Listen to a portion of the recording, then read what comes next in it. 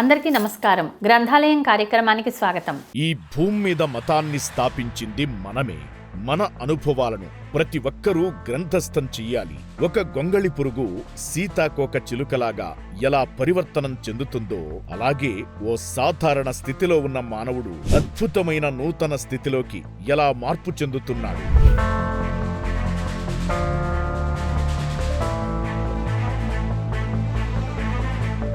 2500 సంవత్సరాల క్రితం అసలేం జరిగింది? దివ్యత్వాన్ని సాధించడానికి ఈ భూమండలానికి ఎలా వచ్చాం? మనం ఆధ్యాత్మిక అన్వేషణకే ఈ భూమి మీదకు వచ్చామని, ఈ భూమి మీద మనం సంతోషంగా ఆనందంగా ఉండాలనే విషయాలను చర్చిస్తూనే చీకటి శక్తులకు మనం ఎలా దూరంగా ఉండాలి, మనం సృష్టికర్తలుగా ఎలా మారాలి, కొత్త విషయాల నుంచి శక్తిని స్వీకరించడానికి మనం ఏం చెయ్యాలి, అలాగే ఎనర్జీ పెరగాలంటే నగలు అవసరమా, బంగారంతో ఎనర్జీ పెరుగుతుందా, డిఎన్ఏ మార్పు ప్రభావం అనేది సంతానం మీద ఉంటుందా, మన ఆధ్యాత్మిక ప్రయాణం ఎలా చెయ్యాలి, ఆ కారణంగా మనకు కన్నీళ్లు ఎందుకొస్తాయి, దీనికి అసలు కారణం ఏంటి, కలలు నిజమవుతాయా లాంటి అనేక విషయాల మీద ఎక్కుపెట్టిన అక్షరాస్త్రమే ది ఎసెన్షియన్. నా పేరు రాధా జోస్యుల. ముందుగా మన ప్రియతమ గురుదేవులైన బ్రహ్మర్షి పితామహ పత్రిజీకి నా అనంతకోటి ఆత్మ ప్రణామాలు. మై డియర్ ఫ్రెండ్స్, మనం అసెన్షన్ అనేటువంటి ఒక అద్భుతమైనటువంటి గ్రంథంలోని జ్ఞానాన్ని అందుకుంటున్నాం. ఈ గ్రంథంలోని జ్ఞానం మనకి టొబయాస్ అనేటువంటి ఉన్నతాత్మ ద్వారా, జాఫ్రీ హాప్ అనేటువంటి అమెరికన్ వ్యక్తి ద్వారా మనకి ఛానలింగ్ మెసేజ్ రూపంలో అందజేయబడింది. ఈ ఛానలింగ్ మెసేజ్ని మనకు తెలుగులోకి అనువదించిన వారు గూడూరు వాస్తవీరాలైనటువంటి రేవతి మేడం గారు. మరి మనం ఇప్పుడు గత ఎపిసోడ్లో ఏం తెలుసుకున్నామో అనేది గుర్తు చేసుకుందామా? మరి మనం మొదటి వ్యక్తి గురించి నలుగురు వ్యక్తుల గురించి చెప్పారు అందులో టొబయాసు. అందులో నలుగురు వ్యక్తుల్లో మొదటి వ్యక్తి గురించి మనం ఏం తెలుసుకున్నాము అంటే, మొదటి వ్యక్తి బుద్ధిని ఉపయోగిస్తుంది మాత్రమే. అంటే ఎన్నో గ్రంథాలు చదివి ఆ గ్రంథాల ద్వారా జ్ఞానాన్ని పొంది ఆ జ్ఞానం ద్వారానే భగవంతుని చూడాలి అని నిర్ణయించుకుంటుంది మొదటి వ్యక్తి. రెండో వ్యక్తి ఏంటంటే మతాచార్యుడు. ఆయన ఎప్పుడు కూడా ఆ మతాలకు సంబంధించినటువంటి లోతైన విశ్వాసాలు, నమ్మకాలు, నియమాలు, నిష్టలు అన్నీ కూడా పూర్తిగా పాటిస్తూ దాని ద్వారా భగవంతుని చూడాలి అని ఆయన అనుకుంటారు.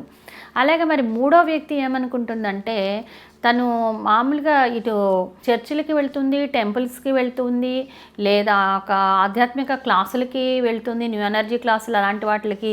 అక్కడికి వెళ్ళినప్పుడు ఎక్కడికి వెళ్ళినా కూడా తను ఒక ఎనర్జీని ఫీల్ అవుతుంది తప్ప వాళ్ళు ఏవైతే చెప్తున్నారో ఆ విషయాలను, ఆ అంశాలను తను పరిగణనలోకి తీసుకోకుండా, వాటిని మన ఆచరణలో పెట్టుకోకుండా కేవలం ఆ ఎనర్జీ ఫ్లో కోసం వెళ్తూ ఉంటుంది ఆవిడ. దానివల్ల ఏం జరుగుతుంది, అక్కడ ఉన్నంత కాసేపు ఆవిడ ఆ ఎనర్జీని పొందేది, తర్వాత వచ్చేసిన తర్వాత ఆ ఎనర్జీ కోల్పోతూ ఉండేది. దానివల్ల అక్కడ ఉన్నంతసేపు ఆవిడ ఆనందాన్ని పొందేది. ఇంకొక నాలుగో వ్యక్తి ఏమిటంటే, అన్నీ చేసేది ఆవిడ. గ్రంథాలు, ఆధ్యాత్మిక గ్రంథాలు చదివేది, అలాగే మరి చర్చికో టెంపుల్కో వెళ్తూ ఉండేది, అలాగే ఆధ్యాత్మిక క్లాసులకు కూడా వెళ్తూ ఉండేది. తర్వాత తను ఈ మూడిటి ద్వారా తను ఏదో ఒక రకమైనటువంటి స్థితికి చేరాను అనేటువంటి స్థితిలోకి వచ్చి ఆచరణ మొదలుపెట్టింది ఆవిడ. అంటే ఏదైతే వింటోందో ఆవిడ వాటిని ఆచరణలో పెట్టడం మొదలుపెట్టింది. అలా ఆచరణలో ఎప్పుడైతే మొదలు పెడతామో, ఇప్పుడు మనందరం అదే స్థితిలో ఉన్నవాళ్ళమే. అన్ని రకాలు చవి చూసాము, వీటన్నిటి ద్వారా మనం షిఫ్ట్ అయ్యాము, 4వ స్థితిలోకి ప్రవేశించామని మనం తెలుసుకున్నాం. అలా తెలుసుకున్నప్పుడు మన దివ్యత్వాన్ని మనం రానివ్వగలుగుతాము, మన ప్రజ్ఞాత్మని మనలోకి స్వాగతించగలుగుతాము. ఆ రకంగా 4వ వ్యక్తి అలా చేసింది. మరి దివ్యత్వం అనేది ఎలా ఉంది అంటే, ఒక పసిబిడ్డ రూపంలో ఉంది. మనం పసిబిడ్డతో ఎలా మాట్లాడతామో ఆ పసిబిడ్డ భాషలోనే మనం మాట్లాడతాం కదా. అలాగే మన దివ్యత్వంతో కూడా మాట్లాడడానికి ఒక భాష ఉంది అని చెప్తున్నారు టొబయాస్. ఏమిటి ఆ భాష అంటే, ఆహా భాష అని చెప్తున్నారు. ఆహా భాషలో మనం మాట్లాడినప్పుడు ఆ దివ్యత్వం నుంచి మనకు సమాధానాలు వస్తాయి అని చెప్తున్నారు. మరి అది ఎక్కడి నుంచి వస్తుంది అంటే, మన లోపల ఒక దివ్యత్వపు సెంటర్, కేంద్రం ఒకటి ఉంది. ఆ కేంద్రం ద్వారా మనం ఆహా భాషను తెలుసుకోగలుగుతాము, అర్థం చేసుకోగలుగుతాము అని చెప్తున్నారనమాట. ఆయన ఇప్పుడు జాఫ్రీ హాప్ ద్వారా మనకి మెసేజెస్ అందించడం కూడా ఆహా భాషను ఉపయోగించే చేస్తున్నాము అంటున్నారు. మనం ఈ మానవుల్లో, భూమానవుల్లో మొట్టమొదటిసారిగా ఆహా భాష అందించబడింది మనకే. ఎందుకంటే ఇప్పటివరకు ఎవరికి కూడా ఆహాభాష అందించబడలేదు. ఇది మన అదృష్టం కదా. మరి ఇప్పుడు మనం దీనికోసం ఈ ఆహాభాషను మనం సొంతం చేసుకోవాలంటే నిరంతర సాధన ఉండాలి అని చెప్తున్నారు. మన మెదడుని పక్కన పెట్టేయాలి, మెదడుని ఉపయోగించకూడదు అని చెప్తున్నారు. మరి ఇక్కడి వరకు మనం గత ఎపిసోడ్లో తెలుసుకున్నాం. ఇప్పుడు మనం ప్రస్తుత ఎపిసోడ్లోకి ప్రవేశిద్దాం. దీనికి చాలా సాధన అవసరం అని చెప్తున్నారు వాళ్ళు, టొబయాస్. కానీ ఈ సాధన సరదాగా చేయాలి, అదేదో సీరియస్గా తీసేసుకోకూడదు. మనతో మనం ఆహాభాషలో మాట్లాడుకుంటూ ఉండాలి. ఎప్పుడైతే మనతో మనం మాట్లాడుకోవడం మొదలు పెడతామో రాబోయే 4 రోజుల పాటు మన జవాబులను టొబయాస్ వాళ్ళు పొందాలి, వాళ్ళ నుంచి పొందాలని అనుకోకుండా మన జవాబుల్ని మనతోనే మనం మాట్లాడుకుని మన లోపల నుంచి పొందాలని అనుకోవాలి. మన ప్రజ్ఞాత్మ నుంచే మనకి రావాలి అని కోరుకోవాలి. మన దివ్య తేజో కేంద్రం ఏదైతే మన లోపల ఉందో ఆ తేజో కేంద్రం నుంచే మనం తెచ్చుకోవాలి ఆన్సర్స్ అని తెలుసు. మనం దానికి అంగీకరించాలన్నమాట. ఏంజిల్స్తో కానీ మార్గదర్శకులతో కానీ ఎవరితోనూ మాట్లాడకుండా, టొబయాస్తో కూడా మాట్లాడకుండా మనతో మనం మాట్లాడుకోవడం నేర్చుకోండి అని చెప్తున్నారనమాట టొబయాస్. ఇతరులతో మాట్లాడద్దు, వాళ్ళ భాష వాళ్ళ మీద మీరు ఈ భాషను ఉపయోగించాలని మీరు ప్రయత్నించద్దు. ఇది ఎలా చేయాలో వాళ్ళు మనకి తర్వాత చూపిస్తారు. చాలా మాటలతో మనం ఎలా కమ్యూనికేట్ చేయాలో మనకి చూపిస్తారు వాళ్ళు. దీని ద్వారా మనం ప్రాసెస్ చేయాలి, మన మెదడుని ప్రాసెస్ చేయాలనేది మనం ప్రయత్నించకూడదు. కొన్ని రోజుల పాటో వారాల పాటో మనకు సమాధానం రాకపోవచ్చు. మనం అప్పుడు అర్థం చేసుకోవాలి, మనకి సమాధానం వచ్చినా రాకున్నా మనకు దాన్ని ఒక కొత్త కాన్సెప్ట్ని మనం లోపలికి ఒక ప్రశ్న రూపంలో, ఒక ఆహాభాష రూపంలో పంపిస్తున్నాం కాబట్టి అది వచ్చి తీరుతుంది అని అర్థం చేసుకోవాలి. ఒక సరికొత్త కాన్సెప్ట్ని వివరించే ప్రయత్నం చేస్తున్నాం ఇక్కడ. అది ఎంత కొత్తదంటే టొబయాస్ వాళ్ళకు కూడా వివరించడం కష్టంగా ఉంది. ఎందుకంటే వాళ్ళకే కొత్త, అది వాళ్ళకు కూడా తెలియదు.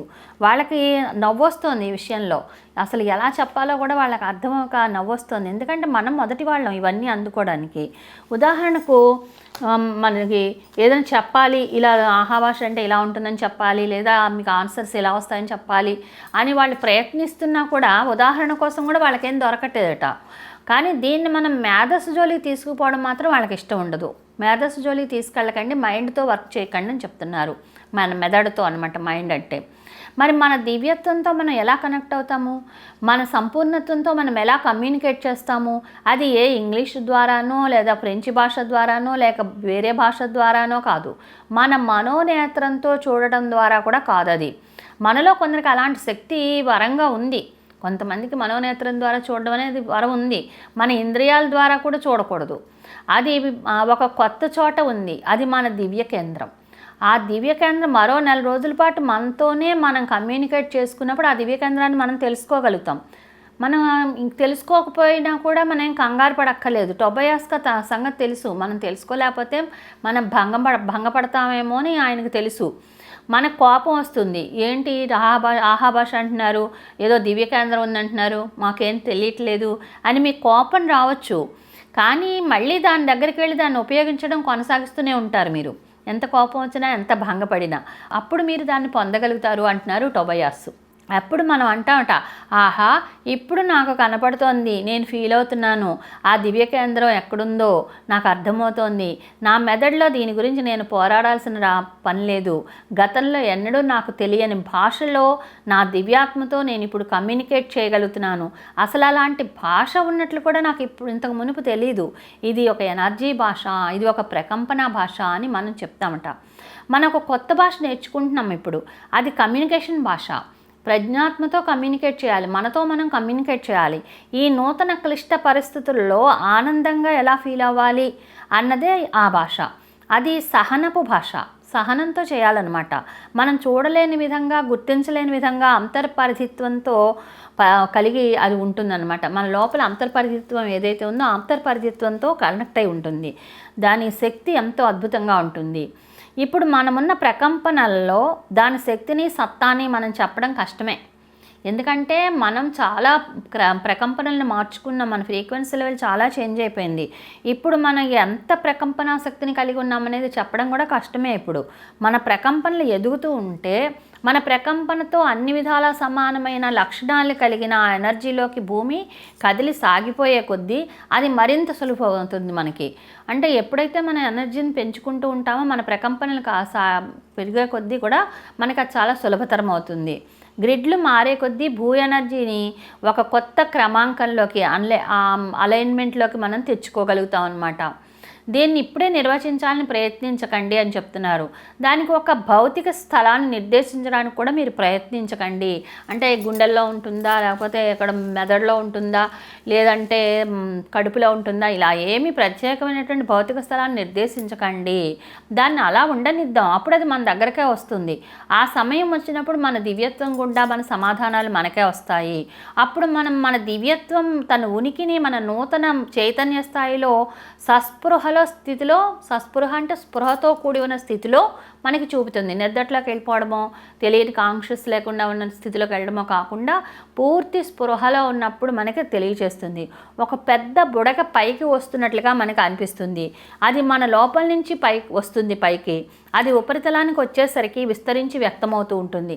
అది వ్యక్తమైనప్పుడు ఆహా నాకు వచ్చేసింది ఆహా భాష అని మనం అనుకుంటూ ఉంటాం. మన లోపల నుంచి ఇట్లా మన దగ్గరికి వచ్చేసరికి, మన సహస్రారం దగ్గర చేరేసరికి మనకు అర్థమైపోతుంది అనమాట.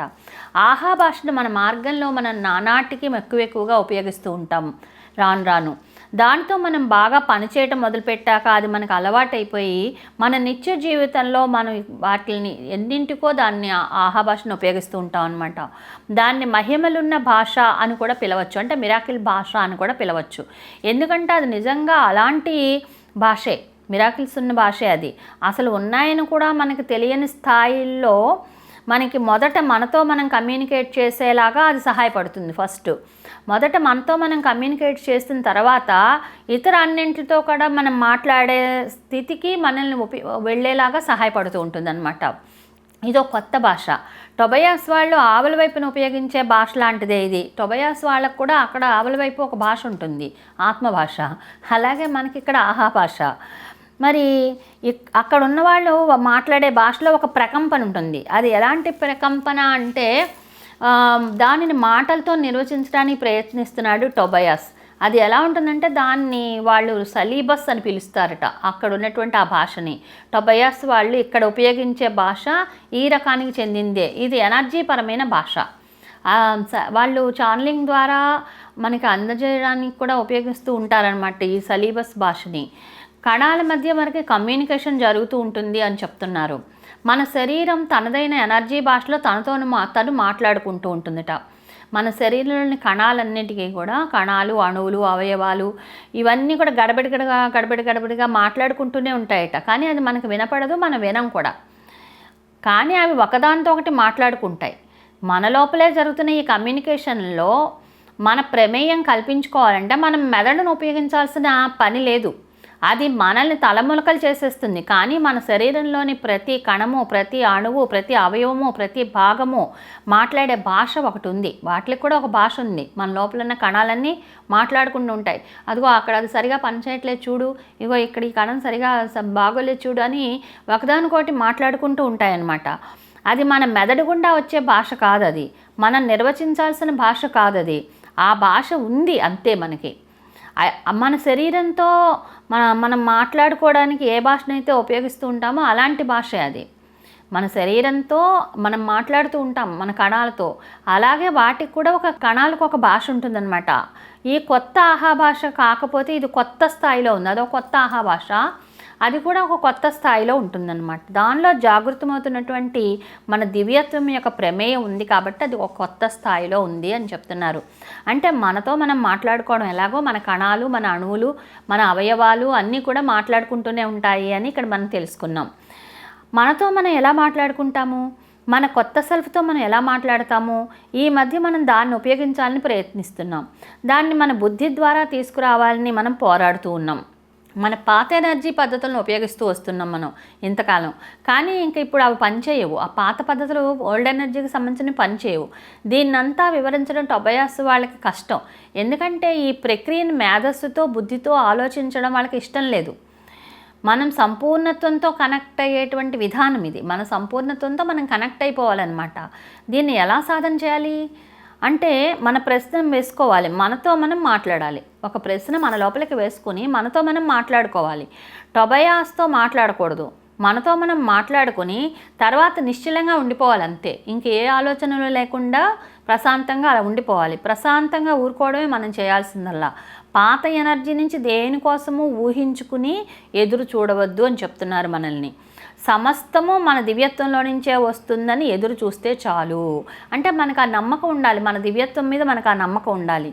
పాత ఎనర్జీ పద్ధతిలో దేనికోసము ఎదురు చూడొద్దు, అది కొత్త వాటి కోసమే మనం ఎదురు చూడాలి. కొత్తది ఏదైతే మనలో ఉందో ఆ కొత్త ఎనర్జీ కోసమే మనం ఎదురు చూడాలి.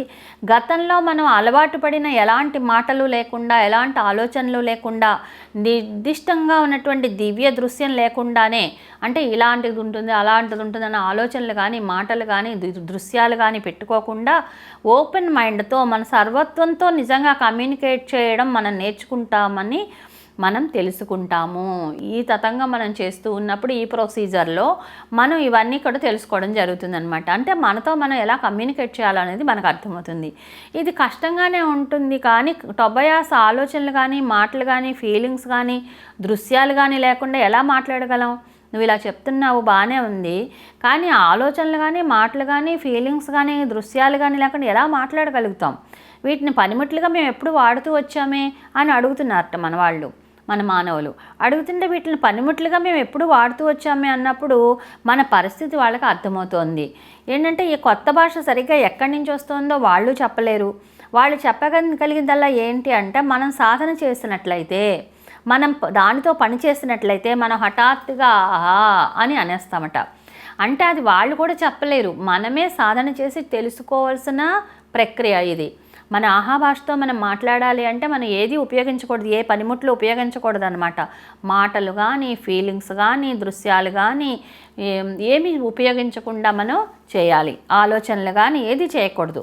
అలా ఎప్పుడైతే మనకు ఏది కావాలో అది మన ప్రజ్ఞాత్మక మనం ఒక రకమైనటువంటి ఆ భాషలో చెప్పుకుంటామో అప్పుడు అది అర్థం చేసుకుని ఆహా భాషను మనకు అర్థమయ్యేలా చేసి ఆహా భాష ద్వారా మనకు సమాధానాలు ఇస్తుంది అని చెప్తున్నారు. ఈ భాషను గురించి మరింత ఎక్కువగా మాట్లాడుకుందాం ఇక్కడ అంటున్నారు. దీన్ని ఉపయోగించమని మనల్ని ఎందుకు నెడుతూ ఉన్నారు టొబయాస్ వాళ్ళు? దీనిలో మనం నిష్ణాతులమే. దీన్ని అర్థం చేసుకోవాలంటే క్రమం తప్పకుండా ప్రతిరోజు దాని మీద మనం పని చేయాల్సి ఉంటుంది. కారులో డ్రైవ్ చేస్తూ దాన్ని సాధన చేయాలని మనకు అనిపిస్తుంది. అలాగే చేతకాక భంగపడి బాధపడిపోతూ ఉంటాం. వాళ్ళకి ఆ సంగతి ఎప్పుడో తెలుసు. అలా చేద్దాం అనుకున్నప్పుడు మనం భంగపడిపోతూ ఉంటాం, చేయలేకపోతూ ఉంటాం. అది ఎక్కడి నుంచి వస్తుందో తెలుసుకోవాలని, దాన్ని నిర్వచించాలని మనం ప్రయత్నించి భంగపడి బాధపడుతుంటాం. అంటే ఏదైనా ఖాళీ టైంలో కూర తొరుక్కుంటున్నాం, టీవీ చూస్తున్నాం, ఏదో ఒక పనిలో ఉన్నప్పుడు కూడా మనం ఏంటి ఎక్కడుంది ఆహా భాష, ఎక్కడి నుంచి వస్తుంది, నా దివ్య కేంద్రం ఎక్కడుందని మనం ఆలోచిస్తూ ఉంటాం అన్నమాట. అప్పుడు కూడా మనం భంగపడతాం, ఎక్కడ కనిపించట్లా మనకి. మనం అలా బుర్ర బద్దలు కొట్టుకుని విసిగిపోయి కోపం తెచ్చుకుని అసలు ఇదంతా ఏంటి అని అనుకుని చివరికి మనం దాన్ని వదిలేసినప్పుడు, మన ప్రయత్నాలు వదిలేసినప్పుడు ఉన్నట్లుండి దివ్య చైతన్యం ఒక ప్రవాహంలాగా మనలోకి వచ్చేస్తుందట. అలా వచ్చేసి మనం అడిగిన ఉన్న ప్రశ్నలు అన్నిటికీ కూడా, అడగని ప్రశ్నలకు అడిగిన ప్రశ్నలు అన్నిటికీ ఆ జవాబులన్నీ కూడా ఒక ప్రవాహంలాగా అందజేసేస్తుందట. ఆహా భాష అప్పుడు పనిచేస్తోంది అని మనకు అర్థమవుతుంది. అలా మనం ఆ భాషను ఉపయోగించడం అనేది మొదలవుతుంది. మన ప్రయత్నం మనం చేస్తూ ఉండడమే. ఎప్పుడైతే మనం ప్రయత్నం లోపం లేకుండా చేస్తూ ఉంటామో దాని రిజల్ట్ మనకి తప్పనిసరిగా వచ్చి తీరుతుంది. మనలో కొందరు మళ్ళీ వెనక్కి పాత పద్ధతిలోకి వెళ్ళాలని ప్రయత్నిస్తూ ఉంటారు. ఎందుకంటే వాళ్ళకి అదే బాగుంది అనిపిస్తుంది, ఒక సాటిస్ఫాక్షన్ వాళ్ళకి, ఎందుకంటే అది అలవాటు అయిపోయింది కాబట్టి. 20 ఏళ్ల క్రితం నేను ఇది చదివినట్లే ఉందే అంటారు, కానీ మనం చదివిన దానిని లాగా అక్కడ ఉండనే ఉండదు అది. ఆ గ్యారంటీ టొబయాస్ ఇస్తున్నాడు. ఇది కొత్తది, సరికొత్తది. ఇప్పుడు మనకు చెప్పుతున్న ఈ ఆహా భాష గురించి కానీ ఇది ఇదివరకు లేదు ఎప్పుడు కూడా. అందుకని ఇప్పుడు మనలో ఉన్న దివ్యత్వం 20 ఏళ్ల క్రితం లేదు, ఇప్పుడు మనకున్న చైతన్యం అప్పుడు లేదు. మనం వెనక్కి వెళ్ళి ఏ పుస్తకంలో వెతికినా కూడా మనకి ఇది కనపడదు. ఇప్పుడు మనం తెలుసుకుంటున్న విషయాలు ఏమీ అందులో కనపడవు. ఇది మనకు కొత్తది, మనకు మాత్రమే చెందింది ఇది. ఇలా ప్రజ్ఞాత్మతో ఆహా భాషలో మాట్లాడే ఈ పద్ధతి మనదే, ఇది మనదే. దీన్ని సొంతం చేసుకోవాలి. ఈసారి మనం టొబయాస్ వాళ్ళని పిలిచినట్లు వినపడిందంటే వాళ్ళ ఇంట్లో లేము అని నటిస్తారట. ఎందుకంటే వాళ్ళు ఏమంటున్నారు, మాతో మాట్లాడద్దు, మీరు ఎవరితోనూ మాట్లాడద్దు, మీతో మీరు మాట్లాడుకోండి అంటున్నారు. మరి అతను అలా అనేసరికి మేము ఇంట్లో లేవండి అని లోపల నుంచి చెప్తే మనకి నవ్వు వస్తుంది కదా. అందుకని అక్కడ ఛానలింగ్ మీటింగ్కి వచ్చిన వాళ్ళందరూ నవ్వేశారట పక్కపక్క. టొబయాస్ కూడా నవ్వేశారట.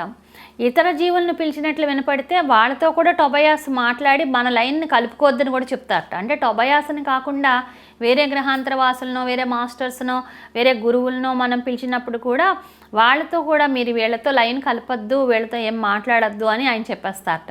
ఎందుకంటే మన ఎదుగుదల కోసమే ఇదంతా. మనం ఆహాభాషను ఉపయోగించుకోవాలి, మన ప్రజ్ఞాత్మ నుంచే మనం సలహాలు పొందాలి, సందేశాలు తీసుకోవాలి అని, మనంతట మనంగా ఎదగాలి అని. ఉద్ధరేది ఆత్మనాత్మానం ఆత్మానం మోసాదియత్ కదా, ఎవరి ఆత్మని వారే ఉద్ధరించుకోవాలి, ఎవరి ఎదుగుదల వాళ్ళే చూసుకోవాలి. అందుకని టోబయాస్ ప్రయత్నం ఇదంతా. ఒక తల్లిదండ్రులు బిడ్డని ఎలాగైతే వాళ్ళ కాళ్ళ మీద వాళ్ళు నిలబడేలా చేయాలనుకుంటారో అలాగే మనల్ని కూడా టోబయాసు అంత అద్భుతంగా తీర్చిదిద్దడానికి ఆయన ప్రయాస అన్నమాట ఇదంతా కూడా. అయితే ఇదంతా కూడా చాలా శ్రద్ధగా పనిచేయాలి. ఇది కష్టంగానే ఉంటుంది, మనకి సవాలుగానే ఉంటుంది, కానీ అది మనలో ఉంది అని వాళ్ళకి తెలుసు కాబట్టి ఆ ధైర్యంతోనే వాళ్ళు మనల్ని ముందుకు నడిపిస్తున్నారు. ఆహాభాషను బయటకు తీసుకురావాలి మనం. అది మనలోకి వస్తుంది, అది మన బుర్రలో ఉండదు. దాన్ని మనం బుర్ర ద్వారా తీసుకురావాలని ప్రయత్నిస్తే మనకు తలనొప్పి వస్తుంది తప్ప మనకి అది రాదు. ఇంకా నెల రోజుల పాటు టోబయాస్కి పనే ఉండదు నాకు. ఇంకా నేను ఇక్కడ హాయిగా కూర్చుని నవ్వుకుంటూ ఉంటాను, మీరు నన్ను ఏం అడగరు. ఇంకా హాయిగా మాయతరకు మన వైపుని కూర్చుని పచ్చిగాలి పీల్చుకుంటూ, అంటే ఆ మాయతర అవతల కాకుండా మన వైపే ఉండి ఎంజాయ్ చేస్తూ మనం ఆహా అన్నప్పుడల్లా చిరునవ్వు నవ్వుకుంటూ ఉంటాడట. అంటే మన ఆహా భాషను అర్థం చేసుకోవడం మొదలుపెట్టిన తర్వాత ఆయన ఆనందంగా ఉంటాను నేను అని చెప్తున్నారు. ఒకళ్ళు దాన్ని సాధించారు అని తనకు అప్పుడు తెలుస్తుందన్నమాట. ఈ రకంగా టోబయాస్ ఎంతో ఆనందాన్ని పొందుతున్నారు. అలాగే బుద్ధితో చూడొద్దు అంటున్నారు. ఈ భాష ఏంటో దీన్ని టోబయాస్ తగినంతగా నిర్వచించలేదు అంటున్నాడు కవులద్ర. కవులద్ర అంటే జాఫ్రీ హాప్. ఈ మాటను టోబయాస్ ఇలా ఆలోచిస్తున్న వారిని తిప్పి కొడుతున్నాడు. ఈ మాటలాగా ఆలోచిస్తున్న ఎవరైతే ఉన్నారో వాళ్ళని తిప్పి కొడుతున్నాడు ఆయన. మన బుద్ధితో దాన్ని నిర్వచించడానికి ప్రయత్నిస్తున్నాం మనం. ఇక్కడ నిర్వచించకూడదు, అలాంటి చేయకూడదు. మనం అసలు సరిగ్గా ఏం చేయాలో తెలుసుకోవాలని ఉంది మనకి. దాన్ని ఎలా ఫీల్ అవుతారో మనం తెలుసుకోవాలని ఉంది. మన మానవ బుద్ధితో దాన్ని ఎలా ప్రాసెస్ చేసుకోవాలో తెలుసుకోవాలని ఉంది మనకు. అది కాదు అసలు పద్ధతి అని చెప్తున్నారు ఆయన. మానవ బుద్ధిని ఉపయోగించకండి, బుద్ధిని ఉపయోగించకండి, నిర్వచించకండి. వీటి ద్వారా మీకు ఆహాభాష రాదు. ఇది సింపుల్. మనం దాని మీద పని చేయాల్సి వస్తుంది అంతే. మనం దాని గురించి వర్క్ చేయాలి. వర్క్ చేస్తుంటే అది ఆటోమేటిక్గా కనెక్ట్ అయిపోతుంది. ఈ నెల రోజులు నేను మీకు టైం ఇస్తున్నాను. మనం ఎలాంటి స్థితికి చేరుకుంటామంటే మన సంపూర్ణ దివ్యాత్మతో మన సంభాషణ కానీ, మనం వేస్తున్న ప్రశ్నలు కానీ మామూలు మాటల రూపంలో పెట్టి నిర్వచించని పాయింట్కి చేరిపోతాం మనము అని చెప్తున్నారు. మొదట్లో మనకు అలా పాత పద్ధతిలోనే చేయాలనిపించవచ్చు, కానీ దాని మీద పనిచేసే కొద్దీ మన దివ్యత్వంతో, మన ప్రజ్ఞాత్మతో మనం ఎలాంటి కమ్యూనికేషన్ ఏర్పరచుకుంటామంటే మనం సైతం మాటలు ఉపయోగించాం. మనం దివ్యాత్మతో ఎప్పుడైతే ఆహాభాషను తెలుసుకుంటామో ఇంకా మనం మాటలే ఉపయోగించాం. దాన్ని మనసులో సృష్టించడానికి ప్రయత్నించుకోకండి మీరు అని చెప్తున్నారు. మళ్ళీ ఇది చాలా త్వరగా జరిగిపోతుంది. ఇరువైపులకు కమ్యూనికేషన్ నడుస్తుంది. మనము కమ్యూనికేషన్ని కేవలం ఫీల్ అవుతాం అంతేగాని దాని గురించి ఏం మాటలు ఉండవు, ఆలోచనలు ఉండవు. అది మనకు ఒక జవాబులాగా తిరిగి వస్తుంది అంతే. మనసు ద్వారా అది పనిచేయదు, బుద్ధి ద్వారా పనిచేయదు అని చెప్తున్నారు. ఇప్పుడు మనకి ఒక హోంవర్క్ ఉంది. ఏంటంటే ఈ న్యూ ఎనర్జీలో ఇది చాలా శక్తివంతమైన పనిముట్టులాగా మనం తెలుసుకుంటాం. ఆహాభాష దివ్యత్వంతో కమ్యూనికేట్ చేసే భాష ఇది. మొదట మన లోపలే దీన్ని అర్థం చేసుకుంటాం. దీని ద్వారా మన జీవితాన్ని మనం ఎలా మార్చేసుకోగలమో మనకు అర్థమవుతుంది.